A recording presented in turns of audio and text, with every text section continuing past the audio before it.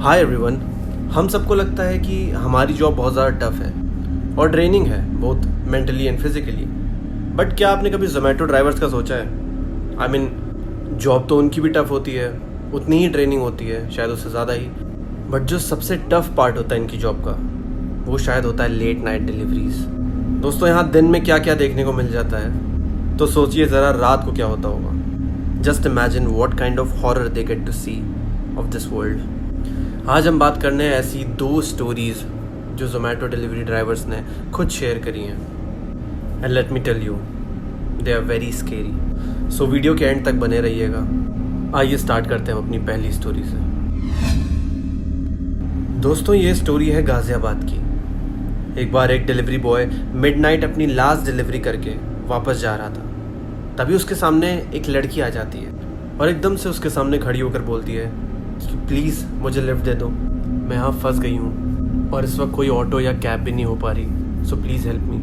पहले तो उस डिलीवरी बॉय को कुछ समझ नहीं आता कि उतनी रात में उस सुनसान रोड पर लड़की आई कैसे, और अगर आ भी गई तो वो उससे लिफ्ट क्यों मांग रही है और बाकियों से क्यों नहीं, क्योंकि वो भी तो उसके लिए एक तरीके से स्ट्रेंजर ही हुआ ना। बट फिर वो ये सब इग्नोर करता है और सोचता है कि हो सकता है इस लड़की को मेरी ज़रूरत हो सकता है कोई प्रॉब्लम होगी उसे या कोई इमरजेंसी होगी, तो वो लिफ्ट देने के लिए तैयार हो जाता है उसे। वो उसको पीछे बैठने के लिए बोल देता है और वो लोग वहाँ से चल देते हैं। वो उस लड़की से गाड़ी चलाते वक्त पूछता है कि आपका नाम क्या है। लड़की कोई जवाब नहीं देती। तो वो फिर बोलता है, अरे मैं आपसे ही बात कर रहा हूँ, आपका नाम क्या है। लेकिन वो लड़की फिर भी कुछ नहीं बोलती। फिर वो शांत हो जाता है और फिर थोड़ी दूर जाकर वो फिर से पूछता है कि आपको जाना कहाँ है।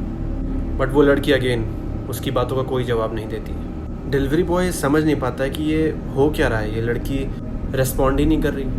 वो थोड़ा सा घबरा जाता है क्योंकि ऑब्वियसली उसके साथ रात में कोई लड़की बैठी है बाइक पर जिसके बारे में वो कुछ नहीं जानता और वो कुछ बोलने को भी रेडी नहीं है। तो वो सोचता है कि बहुत हो गया ये सब, मैं आगे वाले चौराहे पर इस लड़की को उतार दूंगा। एंड दोस्तों, फॉर कॉन्टेक्स्ट मैं आपको बता दूं कि उसकी जो लास्ट डिलीवरी थी वो एकदम सिटी के आउटर में थी।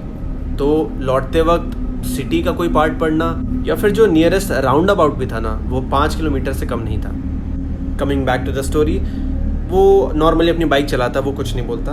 बट वो एक चीज़ नोटिस करता है कि उसके बगल में जो भी गुजर रहा है, चाहे वो ट्रक वाला हो या कार वाला हो, सब कोई उसे बड़े ध्यान से देख रहा है। उसके पीछे से एक ट्रक वाला गुजरता है और उससे कुछ इशारा करता है, बट वो ज़्यादा ध्यान नहीं देता। ऐसे ही एक कार वाला भी उसके बगल से गुजरता है और वो भी उसे कुछ इशारा करता है। उनके इशारे से उसे लग रहा था कि वो उसे कुछ पीछे की तरफ देखने को बोल रहा है। बट वो जानता था कि उसके बाइक के पीछे एक लड़की बैठी है, तो शायद लोग ऐसे ही छेड़ रहे होंगे, इसलिए वो बाइक धीमा कर लेता है और पीछे की तरफ हो जाता है। वो भी सोचता है, यार क्या बुरा फंस गया हूँ मैं यहाँ पर। और तभी एक ट्रक वाला पीछे से आता है। पहले तो वो हॉर्न देता है, फिर उसके बाद वो डिपर मारता है। और जब डिलीवरी बॉय इग्नोर कर देता है ये सब, तो ट्रक वाला उसके बराबर में लगा के चिल्ला कर बोलता है कि अबे भाई पीछे तो देख ले, और उसे रुकने को बोलता है। लेकिन अभी भी उसको यही लगता है कि उसके पीछे लड़की बैठी है, तो शायद ये लोग उसको टीज़ कर रहे हैं। वो काफ़ी डर जाता है और अपने बाइक की स्पीड तेज़ कर लेता है। लेकिन ट्रक वाला अभी भी उसके पीछे लगा था और वो फिर से चिल्ला कर बोलता है, अबे रुक जा साले, नहीं तो मरेगा। और ये बोलकर ट्रक वाला आगे जाकर अपनी ट्रक रोक लेता है। फिर डिलीवरी बॉय भी अपनी बाइक उसकी ट्रक के पीछे लगाता है। फिर ट्रक से ड्राइवर और उसका सारथी दोनों उतरते हैं। दोनों के हाथ में एक लोहे की रॉड रहती है। डिलीवरी बॉय काफ़ी डर जाता है। उसको लगता है कि ये लोग उसको मारे पीटेंगे और जो उसके साथ लड़की उसके साथ कुछ गलत कर देंगे। बट जितने में वो कुछ करता, उससे पहले वो आते हैं और बोलते हैं कि वो कहाँ है, तू पागल है क्या। डिलीवरी बॉय बोलता है, क्या हुआ। जैसे ही पीछे मुड़कर देखता है तो वो लड़की गायब हो चुकी रहती है। वो कुछ समझ नहीं पा रहा होता कि हो क्या रहा है। And all of a sudden उसकी गर्दन में एक अजीब सा दर्द होने लग जाता है।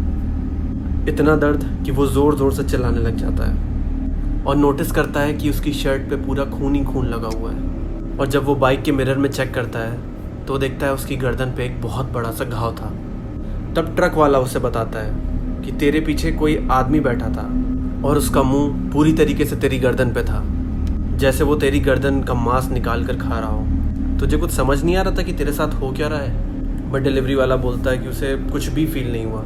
उसको तो बस यही लग रहा था कि उसके पीछे कोई लड़की बैठी है जिसको वो उसके डेस्टिनेशन तक छोड़कर अपने घर चला जाएगा। खैर ये सब हो जाने के बाद वो काफ़ी डरा हुआ था, तो ट्रक वाले उसे हॉस्पिटल ले जाते हैं, उसकी मरहम पट्टी करवाते हैं और जैसे तैसे कर वो अपने घर पे आ जाता है।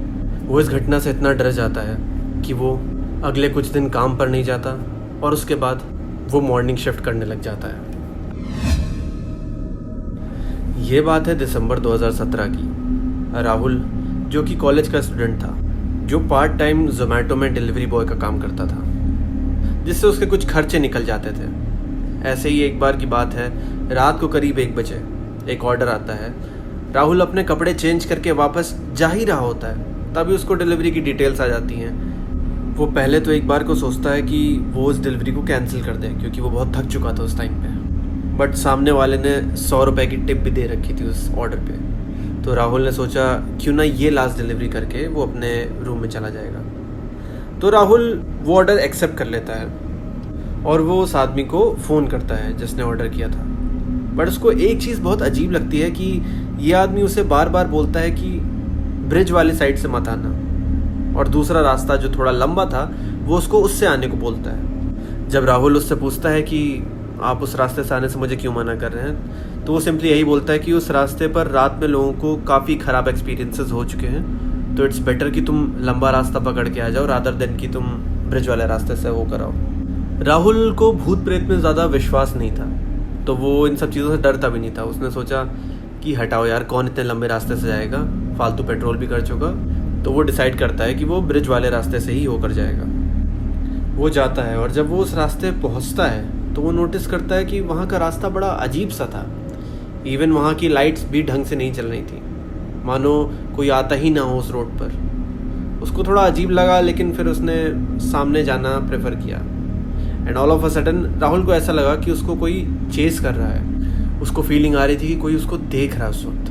बट अगेन उसको फिर यही लगा कि वो उसके मन का वहम होगा, जो कि उस आदमी ने फ़ोन कॉल के थ्रू उसके दिमाग में डाल दिया है। तो वो बिना ज़्यादा सोचे आगे बढ़ने लग जाता है और ब्रिज ख़त्म होने से 100 मीटर पहले ही उसको ऐसा लगता है कि जैसे वो ब्रिज डैमेज्ड हो, जैसे वो टूट गया हो जिसके आगे गाड़ी ना जा सके। तो अपनी गाड़ी रोक कर चेक करता है कि वो आगे जा भी पाएगा या नहीं। वो गाड़ी से उतरता है, अपना हेलमेट उतारता है और आगे जाकर देखता है तो वो पुल साइड से टूटा हुआ होता है। इतनी स्पेस होती है कि वो अपनी बाइक वहाँ से निकाल सके। और जब वो वापस आ ही रहा होता है, अपनी बाइक पर बैठता है, तो उसको ऐसा फील होता है कि जैसे किसी ने बहुत ज़ोर से ईंटा फेंक कर मार दिया उसके सर पे, और वो वहीं पे बेहोश हो जाता है। और जब उसकी आंखें खुलती हैं तो वो देखता है कि उसके बगल में भभूत लगाए एक अघोरी बाबा बैठे रहते हैं। वो काफ़ी घबरा जाता है। दोस्तों, हम सबको मालूम है कि अघोरी कैसे दिखते हैं, और अघोरी से तो भूत भी डर जाते हैं, तो ये तो एक इंसान ही था। वो बाबा काफ़ी शांत है। राहुल काफ़ी डरा हुआ था और डरते डरते वो उनसे पूछता है कि मैं कहाँ हूँ, क्या हुआ, मैं यहाँ पर लेटा क्यों हूँ। तब वो बाबा बताते हैं कि वो वहीं नीचे रहते हैं ब्रिज के, और वो वहाँ से गुजर रहे थे तो उन्होंने देखा कि राहुल वहाँ रोड पर गिरा हुआ है।